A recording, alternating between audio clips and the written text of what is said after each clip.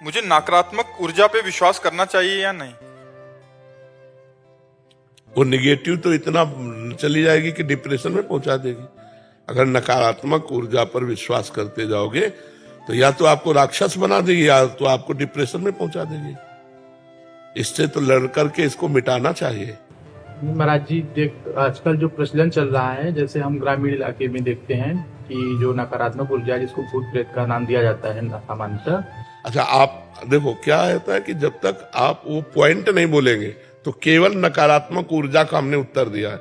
अब जैसे भूत प्रेत की बात करी, अब ये अलग डिपार्टमेंट हो गया।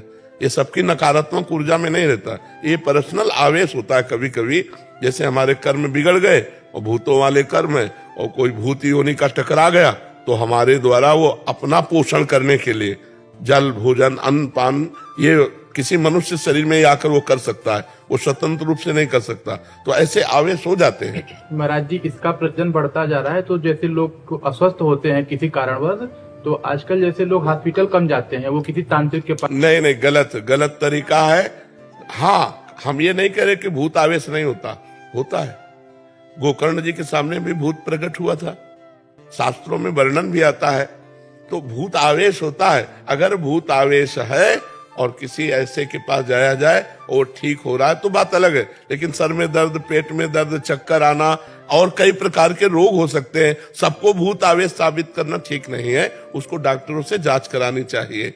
अगर डॉक्टरों की जांच में वो बात नहीं आती है और फिर ऐसा है, हमें तो विश्वास भगवान के नाम पर है कि यदि भगवान के नाम का कीर्तन किया जाए, भगवान के नाम का जप किया जाए तो भूत प्रेत का आवेश आएगा ही नहीं। अगर होगा भी तो नष्ट हो जाएगा। महाराज जी, ग्रामीण एरिया में ना ये चीजें बहुत ज्यादा बढ़ती जा रही है और कभी कभी लोग बलि दे देते हैं या इसका बहुत ये सब मूर्खता है, ये सब मूर्खता है। किसी जीव की हत्या से किसी जीव को चैन मिलने वाला नहीं है, ये तो मूर्खता है। इसका किला के चक्कर में कई लोगों की जान चली जाती है। हाँ, नहीं जाते हैं, तांत्रिक के पास ही रह जाते हैं अंततः। नहीं, वैसे डॉक्टरों के पास जाना ज्यादा उचित है, क्योंकि सबको भूतावेश थोड़ी होता है। ये तो कभी कदाचित किसी को ऐसा आवेश हो जाता होगा, नहीं तो ऐसे सबको कई प्रकार के रोग हैं, कई प्रकार की बीमारियां, और डॉक्टरों से जानकारी करनी चाहिए। तांत्रिकों से इसका क्या संबंध है? तांत्रिकों से तो संबंध उतना अच्छा, शुद्ध तांत्रिक मिलने भी मुश्किल है कि जो शास्त्रीय मर्यादा से मंत्रों को सिद्ध किए हों। ऐसे कहा ड्रामेबाजी ज्यादा होती है, नाटकबाजी ज्यादा होती है, तो हमें लगता है इससे भी बचना चाहिए। नहीं तो कई ऐसे तांत्रिकों के चरित्र सुनने को आए हैं जो चरित्रहीनता के आचरण किए हैं, तो दूर भी रहना चाहिए, नहीं तो अपनी पवित्रता भी नष्ट हो जाएगी। भगवान पर भरोसा करके नाम जप करो, अच्छे आचरण करो, भूत प्रेत छुएगा ही नहीं। देखो हनुमान चालीसा में है कि नहीं, भूत पिशाच निकट नहीं आवे, महावीर जो नाम सुना। अगर हनुमान जी का स्मरण को तो भूत प्रेत आएगा ही नहीं, तांत्रिक के पास जाने की जरूरत नहीं। सबसे बड़े महात्मा हनुमान जी महाराज है, परम पवित्र, उनका स्मरण करो तो भूत पिशाच निकट नहीं आवे, महावीर जब नाम सुनावे। तो हमें लगता है कि सत्संग सुनना चाहिए। सत्संग से ज्ञान की जागृति होती है, तो यह ज्ञान की छोटी मोटी सब बातें नष्ट हो जाती है। महाराज जी, पर पशु की योनि जो होती है वो दंडित के मतलब वो योनि जो होती केवल कर्म भोग है, नवीन कर्म नहीं कर सकते आप। जो आपका प्रारब्ध भोग है उसे वही भोगना होगा, इसके आगे नहीं। तो बट वो जो पशु होते हैं वो दंड ऐसा तो नहीं होता उनको कोई पिछले जन्म में कोई दंड मिला हो और इस वजह से वो इस बार पशु बने? तो दंड ही तो हर योनि दंड ही तो है। केवल एक मनुष्य योनि है जिसमें आपको छूट है, जो चाव कर सकते हो, जो चाव कर सकते हो। आप देवता बन सकते हो, आप नारायण का भजन करके नारायण में तन्मय हो सकते हो, आप राम जी का भजन करके राम जी में तन्मय हो सकते हो, जो चाहो। हर पशु पक्षी जो 83,99,999 योनियां वो कुछ नहीं कर सकते, केवल अपना भोग सकते हैं कर्म का। जो हमने मनुष्य जन्म, हमारे कोई पहला मनुष्य जन्म थोड़ी है, असंख्यों बार हो गए। जो कर्म किए वो भोगना पड़ेगा। फिर भगवान ने अब चांस दिया कि मिटा लो साले कर्मों को, भजन करके परोपकार करके अपने अशुभ कर्मों को मिटा दो। तो हम भूल गए, फिर यहाँ आ गए वही लड़का बच्चा, पढ़ाई लिखाई, रुपया पैसा, खान पान, मौज मस्ती, फिर मर गए, फिर वही सुअर कुत्ता बने जाकर के, फिर नाना प्रकार की भोग योनियां। पर महाराज जी, जैसे देखा है कई बार लोग अत्याचार करते हैं पशु पे, वो कहते हैं कि क्योंकि ये इनको हाथ लगाना पाप है। तो क्या ये सोच समाज की? नहीं, पशु को हाथ लगाना पाप नहीं, ऐसा नहीं, कभी कहीं किसी शास्त्र में ऐसा नहीं लिखा। बर्ताव, व्यवहार मर्यादा के अनुसार करना है। हम कह रहे हैं पशुओं के साथ व्यवहार करो, प्रिय व्यवहार करो, मित्रवत व्यवहार करो, लेकिन एक सीमा तक करो। देखो अलग अलग मर्यादा है। जैसे हम गौ के मूत्र का अपने हिंदू लोग पवित्र मानते हैं, गाय के गोबर को लीपते हैं, लेकिन कुत्ते के गोबर को तो नहीं लीप सकते। हर पशु की एक अपनी मर्यादा है, हम उस मर्यादा से चले। जो हमारी गाय के प्रति श्रद्धा है वही हम खान पान के सब जीवों के प्रति रखें, लेकिन बर्ताव अलग अलग है, बर्ताव में भेद है। तो हमें लगता है कि पशुओं से प्यार करे पर मर्यादा के अनुसार करे। प्यार जरूर करे। ये आज पशुओं से प्यार ही तो नष्ट हो गया है, तभी बकरा मुर्गा गाय भैंस लोग काट काट के खा रहे हैं। ये राक्षसीपन है, बड़ी दुर्गति होगी ऐसे लोगों की। तो काल भगवान अपना कभी नाम नहीं घोषित करते। बोले क्या हुआ, बोले दिल फेल हो गया, क्या हुआ एक्सीडेंट हो गया, क्या हुआ उसने मार दिया। कभी काल को कोई नहीं कहता, वो काल मिटिया मेट करता रहता सबको। इसलिए सबको सुख दो, धर्म के अनुसार सुख दो, खूब नाम जप करो, जीवन आनंद में व्यतीत करो। मनुष्य जीवन आनंद में व्यतीत करने के लिए शोक चिंता भय ये सब क्या है। तो हमारी बुद्धि निर्णायक सही हो जाए, इसलिए हमें नाम जप अनिवार्य है, पवित्र भोजन अनिवार्य है, पवित्र आचरण अनिवार्य है। इसके बिना भजन नहीं हो सकता, और भजन के बिना जीवन पशुवत है। पशुवत क्या हमारा समाज हो रहा है, जिन बच्चों का पोषण होना चाहिए उन बच्चों का शोषण हो रहा है। तो ये बुद्धि भ्रष्ट, बिना अध्यात्म के बुद्धि भ्रष्ट हो जाती है। अब शराब पी के आए, अब घर में जो मना सो तांडव कर रहे हैं। अरे अगर उसी शराब पीने वाले पैसे से थोड़ा अंगूर सेव मीठा लेके घर आते तो कितना अच्छा लगता। 1000 रुपए के मीठा फल लेके घर वालों को देते तो वो एक सुख का अनुभव करते। तो आज जो हमारी बुद्धि है वो भ्रष्ट होती चली जा रही है। पर हम तो धन्य मानते हैं कि अभी कलयुग इतना नहीं बढ़ा कि कोई संतों की बात न सुने। सुन रहे हैं लोग, नहीं तो ऐसा संसार भ्रष्टता की तरफ चला जा रहा है कि ये सब बातें गप मानी जाती है। क्लब अच्छा माना जाता है, शराब अच्छी मानी जाती है, गंदे आचरण अच्छे माने जाते हैं। अब देखो कितना अपने समाज में व्यभिचार फैल रहा है। पहले ये था ही नहीं, गर्लफ्रेंड बॉयफ्रेंड था ही नहीं। अरे हमारे समय में नहीं था। स्कूल पीरियड में ये थोड़ी सब कुछ था, गंदी बातें ही नहीं थी। सब 16-17 साल के बच्चे खेल। वही बात मैं कहना चाहूँ, मैं एक एथलेटिक्स का कोच हूँ और छोटे छोटे बच्चे जो ट्रेनिंग करने आते हैं और उनको अगर ये बातें समझाई जाती है तो वो खुद कहते हैं कि हम तो सर मेच्योर हो चुके हैं। वो 13-13 साल की लड़कियों को अगर ये चीजें हम समझावें कि इन चीजों से दूर रहो तो वो कहती है सर हम तो मेच्योर हो चुके हैं। मेच्योर मतलब हम इसके योग्य हो चुके हैं, हम समझदार ज्यादा हो चुके हैं। मतलब ये है तो समझदारी का मतलब अपना नाश करना। देख लो बुद्धि कैसे। समझदार तो वो है कि हम दोस्त बनाए, दोस्त को पहचाने। दोस्त कौन है? जो हमारे जीवन को उन्नति की तरफ पहुंचाए, जो हमारे जीवन को पतन की तरफ ले जाए, उसे दोस्त नहीं कहते। सुपथ मार्ग में चलाने वाला कुपंथ से हटाकर जो उन्नति की तरफ बढ़ाए उसे दोस्त कहते। कुपथ निवारी सुपंथ चलावा। और यहाँ कुमार्ग हमारे दोस्त हो तो ये खाओ नहीं, हमारी तुम्हारी दोस्ती नहीं। हाँ राजेंद्र कुमार अग्रवाल जी, महाराज जी आपके चरणों में कोटि कोटि प्रणाम। महाराज जी, इस शरीर के बाद कोई दूसरा जन्म ना हो, ऐसी क्या करना पड़ेगा हमें? नाम जप। जासु नाम भव भेषज हरनि घोर त्रयशूल, सोई कृपाल तोहि मोहि पर रहो सदा अनुकूल। इस संसार रूपी रोग की अचूक औषधि भगवान का नाम है। जासु नाम भव भेषज। कलयुग केवल नाम आधारा, सुमिर सुमिर नर उतरहि पारा।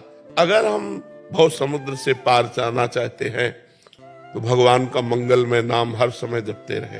राधा राधा कृष्ण कृष्ण राम राम शिव शिव। जो नाम प्रिय हो, सब नाम भगवान के सामर्थ्यशाली है, बराबर महिमा है सब नामों की। जो नाम गुरु से मिले या जो नाम प्रिय हो, उस नाम को निरंतर जपने का अभ्यास करो। निरंतर इसलिए कि किसी भी समय हमारी मृत्यु हो सकती है। अगर हम ऐसे समय मरे जिस समय भगवान का स्मरण नहीं चल रहा है तो हमारी गति बिगड़ जाएगी। अगर भगवान का स्मरण करते हुए मरे तो भगवान की निश्चित प्राप्ति होगी। इसलिए कलयुग में नाम जप की बहुत बड़ी महिमा है। नाम का ही प्रताप भगवत प्राप्ति कराता है। अन्य साधनों में इतनी सामर्थ्य नहीं रह गई। बहुत इच्छा है महाराज वृंदावन वास करने का। अब देख लो आपके पास अर्थव्यवस्था हो, क्योंकि अब वृंदावन अर्थव्यवस्था बहुत चाहिए। देख लो अपने अनुसार, अपने सामर्थ्य को देख लो। अखिलेश मिश्रा जी, काशी से। श्री हरिवंश गुरुदेव, आपके चरणों में कोटि कोटि प्रणाम। महाराज जी, वापसी की तैयारी कब व कैसे की जाए? देहाभिमान पूर्णता गलित कैसे और कब होगा? देखो, विषयों की स्फुरणा होती है सबसे पहले।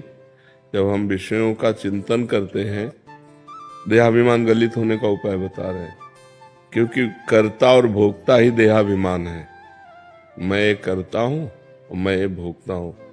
तो अंतःकरण में विषय स्फुरणा होती है, मन में बुद्धि उसका निश्चय करती है, चित्त उसका चिंतन करता है। विषय स्फुरणा में अगर हमारी थोड़ी भी प्रीति हुई तो संकल्प बन जाता है। संकल्प में प्रीति होने से वो कामना बन जाती है, और कामना से क्रिया होती है। क्रिया में सुख भोगने की लालसा होती है। तो कर्ता और भोक्ता भाव देहाभिमान है। हम ऐसा भजन करें कि स्फुरणा कोई नष्ट कर दे। स्फुरणा संकल्प न बनने पावे, संकल्प कामना न बनने पावे, कामना क्रिया में न उतारने पावे। जितने भी भोग सुख हैं वो सब क्षणिक हैं, सब नाशवान हैं। शरीर निर्वाह के लिए मैं शरीर नहीं हूं। शरीर निर्वाह के लिए हम केवल विषय सेवन करें, और शरीर का जो धारण करने का लक्ष्य है वो भगवत प्राप्ति है। इसलिए एक क्षण भी नाम का अंतराय न रह जाए। हर क्षण नाम चलता रहे, जिससे स्फुरणा ही न बने, संकल्प ही न बने, कामना ही न बने, क्रिया ही न बने। तो हमारी सुख भोगने की लालसा और कर्ता भाव, मैं ये करता हूं, मैं ये क्रिया की और उससे ये सुख भोगा, ये दोनों भाव जितने क्षीण होते जाएंगे उतना अभिमान गलित होता जाएगा। निरंतर नाम, खूब डट के भजन, और आहार उतना ही जितने से हमारी शरीर प्रक्रिया चल जाए।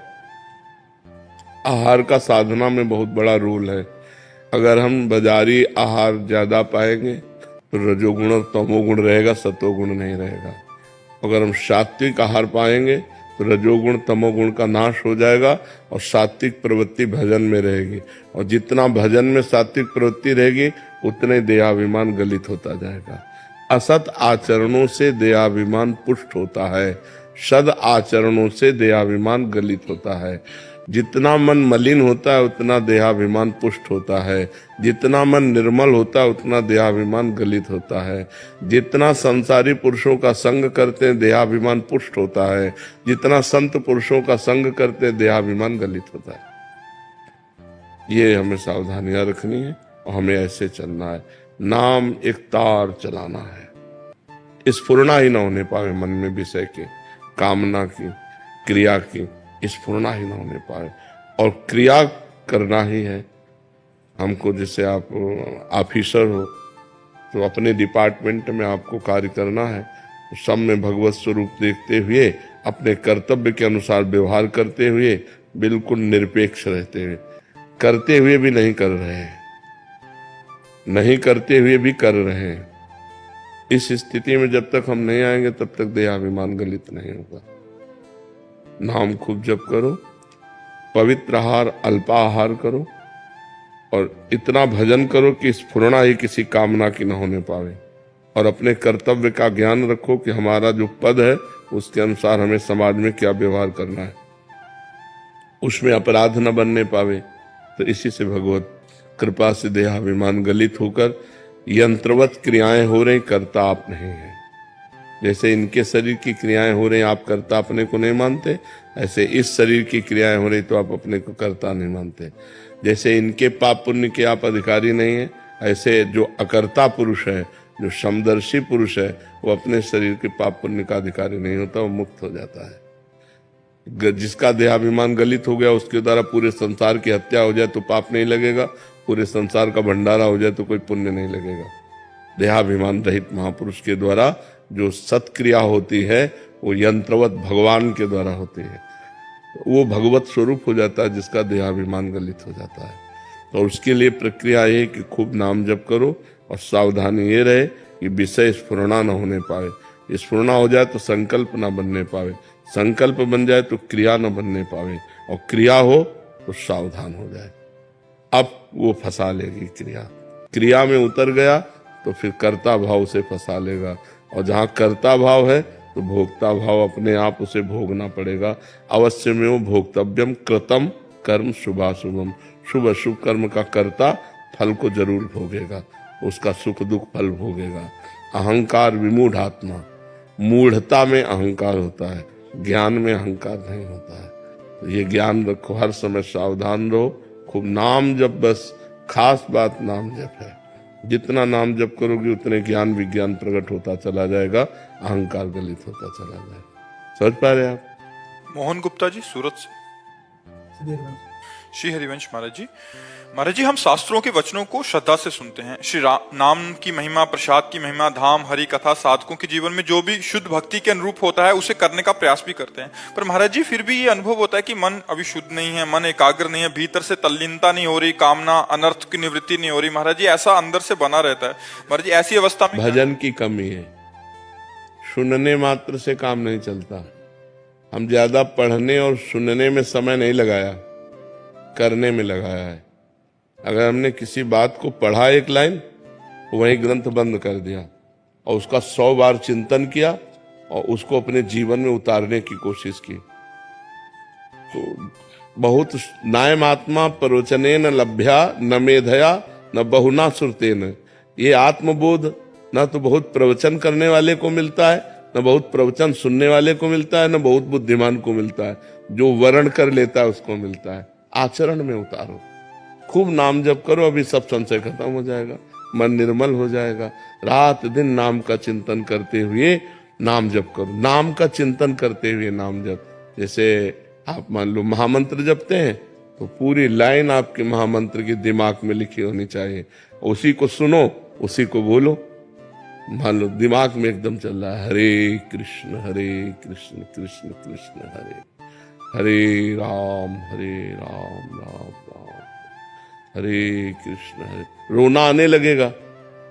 आप देखो चिंतन करते हुए जप करो तो अभी हृदय इतना निर्मल होने लगेगा कि अश्रु प्रवाह आने लगेगा नाम जप में। अब वो चल रहा है माला अंगुली में, जबान में नाम और मन संसार में, तो कनेक्शन सही नहीं है।